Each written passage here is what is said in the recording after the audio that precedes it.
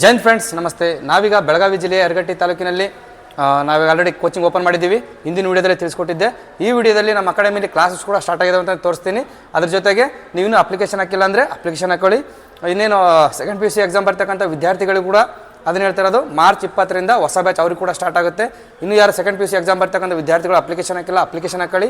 April 1ರವರೆಗೆ ನಿಮಗೆ last date ಇರುತ್ತೆ. ನೀವು ನೋಡ್ತಾ ಇರ್ಬೋದು ನಮ್ಮ ಅಕಾಡೆಮಿಲಿ ಹಾಸ್ಟೆಲ್ ಮತ್ತು ಕ್ಲಾಸ್ ರೂಮ್ ಅಂತ ಯಾವ ರೀತಿ ಇದೆ ಅಂತ ತೋರಿಸ್ಕೊಡ್ತೀನಿ, ಬನ್ನಿ ನೋಡಿ ಫ್ರೆಂಡ್ಸ್. ಇದು ನಮ್ಮ HK ಡಿಫೆನ್ಸ್ ಅಕಾಡೆಮಿಯ ಕ್ಲಾಸ್ ರೂಮು. ನೀವು ನೋಡ್ತಾ ಇರ್ಬೋದು. ಇಲ್ಲಿ ಕೂಡ ನಿಮಗೆ ಅಗ್ನಿವೀರ್ ಕ್ಲಾಸಸ್ಗೆ ಸ್ಮಾರ್ಟ್ ಬೋರ್ಡಲ್ಲೇ ನಿಮಗೆ ಕ್ಲಾಸ್ ಮಾಡೋದು.